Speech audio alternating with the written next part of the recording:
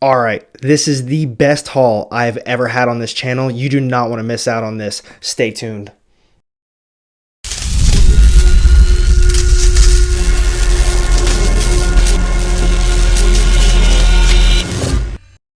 Welcome back everyone, Era Comics here, and today I'm going to be going over my latest comic book haul. I've got roughly 30 issues to go over today, and they're all going to be Bronze and Copper Age keys.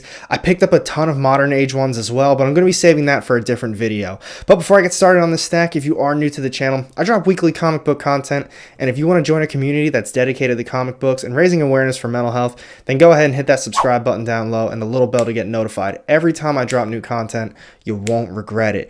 And now, without further ado, let's get started on this stack. Alright, so this last weekend, I probably spent over 10 hours just hunting through back bins. I found some crazy stuff that I could not believe was just chilling in these back bins, and honestly, you're not going to believe it either. But first up today, we've got Classic X-Men number 30. I know I'm not the biggest X-Men fan, and this issue itself really doesn't have that much significance, but I really like this cover. It's not in the best of condition, but just take a quick look at that. I don't know. I picked it up because pretty much I think it's just a cool looking cover. But then after that, these are going to be some issues that are pretty much all keys. So first up, we've got What If Wolverine Battle Conan the Barbarian. This issue is the first time that Wolverine battles Conan the Barbarian, and I grabbed it not just for that reason, but I honestly love reading the what ifs. I think they're just such cool series, and I don't know, I think that's something everyone should give a shot at least. So moving on, after that, we've got What If Venom Possessed the Punisher. Look how badass that cover is. I think that one is so cool. That one's selling for a decent bit on eBay right now in a very high grade. It's selling for roughly $20-ish. This one does have some spine ticks though, if you could take a quick little look right about there. You might not be able to see them all that well, but they're definitely there. But then after that, we're going to be moving on to some Silver Surfer. We've got Silver Surfer number 146, another awesome looking cover. And the significance with this one is it's the final issue of Volume 3. It is a very low print run, so for that reason, it is selling a little bit more on eBay right now. But we're going to get that one out of the way. And this next one doesn't really have a lot of significance. I think it's a super badass cover. I really like it. But we've got Silver Surfer number 50. It's the first foil embossed comic cover, and just look how nice that is. And the one cool thing about this, if you do ever find these in the wild, there is a print error on some of these where this foil isn't there. I think it's just black. I'm not 100% sure on that, but there is a print error with this issue. So if you ever see one that doesn't have this nice foil on it, you should definitely pick that one up. But moving on to the next issue, we've got Silver Surfer number 46. This is the reintroduction of Warlock, Gamora, Pip, and Troll in the Soul World. Such a cool looking issue, and honestly, I'm just really happy to be able to get some more Silver Surfer in my collection. But moving on to the next one, we've got Silver Surfer number 35. Another cover that's just so nice, and this is the reintroduction of Thanos and Drax the Destroyer back into the Silver Surfer series, so I'm going to leave that one there. I'm actually going to move this one out of the way because this next one I definitely want to put up for you guys. We've got Silver Surfer number 34. This is the resurrection of Thanos. Look at that cover. I just think that's so awesome, and it's in gorgeous condition. There are no spine ticks on it. This is pretty much just a perfect copy. Obviously, it's not perfect. There's going to be some mistakes on it, but it's definitely near mint. And then this is the final Silver Surfer one that I have for you. This next stack of issues, I swear, I found all of these in back bins, and I got a very good price on it. I'm just going to say that much. First up, we've got Werewolf by Night number 37. This is the third appearance of Moon Knight. And alright, so most of these aren't going to be in the best of condition. What's really cool is the important ones are all in very solid condition. So next up, let me move this one for you. We've got Werewolf by Night number 33, the second appearance of Moon Knight, and this one is in great condition. There's a few spine ticks going down the side, if you can see that right there, but other than that, the corners are fairly crispy. The bottom corner right here has got a little bit of issues. It's a little bit tougher to tell on the camera, but overall, super happy with finding that one. And now next up, we've got Werewolf by Night number 13. This is the first appearance of Topaz. Nothing really too crazy about that one, but overall, you're going to really like these next ones. So obviously, I'm on a Werewolf by Night train right now. I'm going to blow through these next ones a little bit quicker, but we've got Werewolf by Night number 10. This is the first partial appearance of the Committee. Some people are speculating, I think that that's going to be on the Disney Plus show with Moon Knight. Not 100% sure on that, so if I'm wrong, correct me on that one down low. But then after that, we've got Werewolf by Night number 9. This is the first appearance of Tatterdemalion.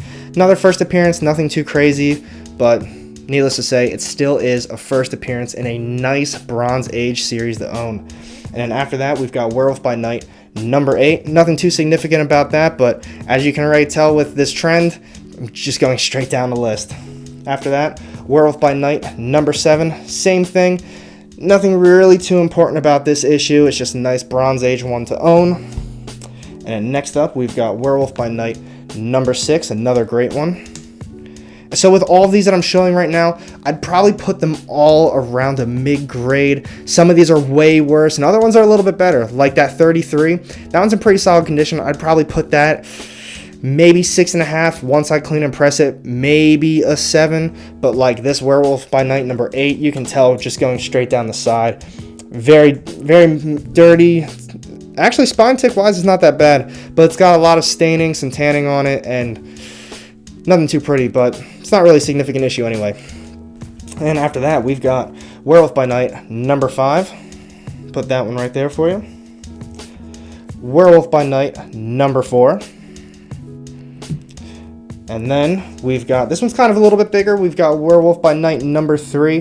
This one's selling for a decent bit on eBay right now in comparison to some of the other ones that I just showed. So get that one right there. Actually, move that one too. And now we've got Werewolf by Night number 2. And here's the big one.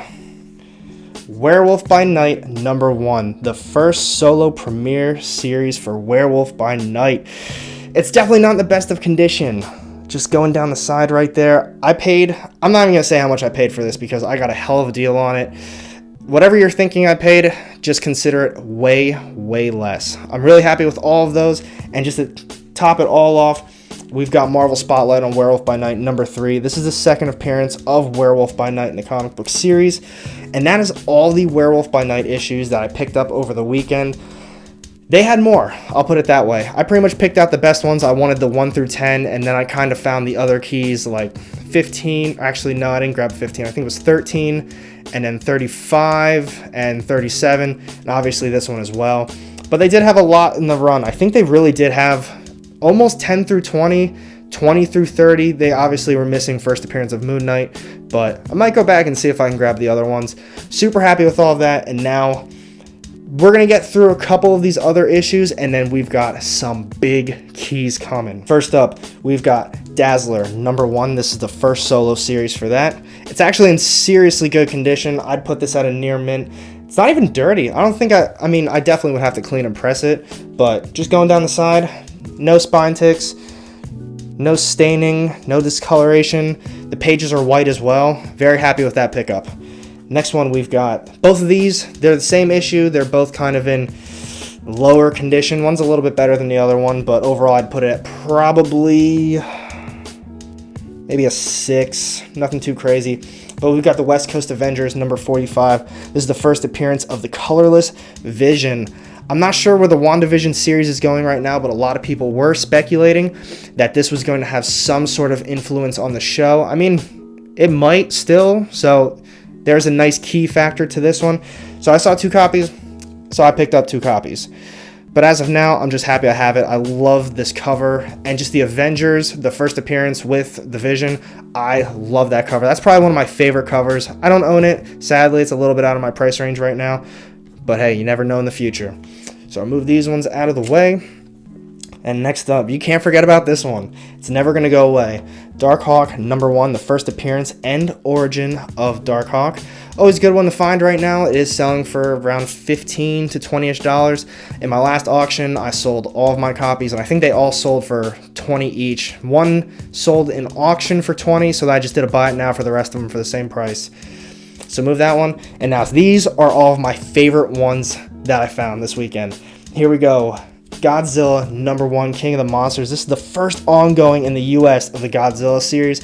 When I first saw it, I was like, man, this is definitely close to, I'd say probably an 8, 8.5. But after a closer inspection, it definitely wasn't. So right there on the barcode, right there in the corner, it's got a nice pen mark. And not only is that pen mark like on it, but whoever decided to put this red line on it really dug into it. So there's a nice press basically going straight through the book. Well, you know, close to half of it with just this red line. You can just tell someone pressed down pretty hard on it. So that sucked. Other than that, it 100% needs a press. There's a little bit more. I don't think it's a pen mark, but there's some sort of marking right up there. I didn't really inspect this too well yet to, you know, give it a clean or anything, so that might be able to come off, but that pen mark at the bottom, that definitely sucks. Now this one I didn't find in the wild. I got it in an auction on Instagram. His name is Dr. Gonzo. It was a great sale he had, I think last Wednesday or last Thursday, but I got it over the weekend. So I mean, that's kind of the same as the rest of these pickups. I got it all on the same day. But we've got the Astonishing Ant-Man. Look at that. The first appearance of Scott Lang as Ant-Man and Cassie Lang. This one is definitely on the lower grade. When I talked to him about it, he cut me a nice deal on it. He's a good dude. If you're ever on Instagram and you find Dr. Gonzo and he's got a claim sale or an auction going on, definitely stop in. He's got good deals. And if it is a little bit out of your price range, he's definitely willing to work with you. But he already told me, you know, he said there's definitely stains on it. It's a lower grade. And he's not wrong. It definitely is, but I'm really happy to have this in my collection. It's just such a nice issue to own. So we're going to move that one out of the way. And next up, we've got Star Wars number 2. This is the first appearance of Obi-Wan Kenobi, Chewbacca, Han Solo, Jabba the Hutt, the Millennium Falcon, and the Death Star. This is so cool. In one of my last hauls, I had, I think, issues 5 and 6. So now I got issue number 2. Oh, and you know it. You know it's coming. Issue number 1, the first appearance of Darth Vader, Luke Skywalker, Princess Leia, 3CPO, R2-D2, first cover appearance, I believe, of Han Solo and Obi-Wan Kenobi as well. This is a gorgeous copy. I made a trade for this. I swear, I didn't find this one in the wild either, or the Star Wars number 2 that I just showed, but they all came in on the same day, so I'm going to treat it that same way. But I made a trade for this on Instagram. He said the same thing. It does have some defects on it. It still overall is in great condition. I think the main problem that I had with it was obviously the corners. As you can tell, the corners definitely have some issues down there, and at the top right there, some nice problems. Spine tick wise, there's some color breaking spine ticks going down the side. Does suck, but you know what? It did come out, and I believe it was 77. What can you expect from some of these books? You know, it is what it is. I'm really happy I own one. I got a nice trade on it. Let me know what you think about this trade. I ended up trading a second print Ultimate Fallout 4, so first appearance of Miles Morales, but it is a second print. It was signed by Clayton Crane, not CGC'd, or there was no COA, but I was there. I'm the one that got it signed by him. And I traded the second print variant, so it's that white cover with Miles' face on it. I traded both those copies for both of these. They were both near mint. These I'd probably put in a mid-grade, so probably both of them are floating around a 5. Let me know down below in the comment section what you think about that trade. I'm personally extremely happy about it. One of my friends said that I gave him too much. I don't know. It is what it is. I wanted this more, so I got it. And now the final issue. This I found in a back bin. I paid, I think it was $12 or $15 for it. It's extremely low grade. I'd say probably a 2, maybe a 3 at most, and that might even be pushing it. But we've got Fantastic Four, number 67, the first cameo and origin of him, later known as Adam Warlock. I'm just going to keep it up front real quick because you can tell it's definitely got its issues. It's got a lot of problems going on with it, spine ticks. Looks like even molds on it, some discoloration, and just stains all across it. I haven't opened it up yet. I didn't even want to take it out of the Mylar. I got it, and I was just so excited to show this off to you guys. But when I saw it, and despite seeing the grade on it, I thought, you know what, I need this for my collection. It's just such a cool thing to own. And you guys already know Adam Warlock is coming to the MCU at some point. So, I mean, if I do decide to sell it, I'm just going to hold on to it until that time comes and someone else is going to be thinking the same thing. Like, I want this for my collection, just like I did right now. I'm going to flip through it at some point just to see what the rest of the book looks like, but I didn't really care because I just assumed the rest of it's probably going to look like whatever this cover is right now. But that's it. Those are all the Bronze and Copper Age issues I picked up over the weekend. I told you it was a hell of a haul. The best one that I've had on this channel thus far. So what'd you guys think? Honestly, I know I killed it, but I want to know what you guys think about it. Let me know down below in the comment section what your favorite issue was that I picked up over this weekend. And I'm just going to show off my 2 favorite ones again real quick. This Star Wars one. This is just so gorgeous. I love everything about this. I'm so happy I have one in my collection now. And this one right here, the Fantastic Four, number 67, despite it being such a low grade, it doesn't really matter to me. It's just something I'm really happy I have now in my collection, and it's something that I'm definitely proud of. But thank you for watching my video. If you did enjoy it, make sure you hit that thumbs up button. And if you don't want to miss out on any of my upcoming content, go ahead and hit that subscribe button down low and the little bell to get notified. Every time I drop new content, you won't regret it. And I've got 2 more videos sitting off to the side here with more of my comic book content. Click on one of those and I'll see you in the next one. Have a great day.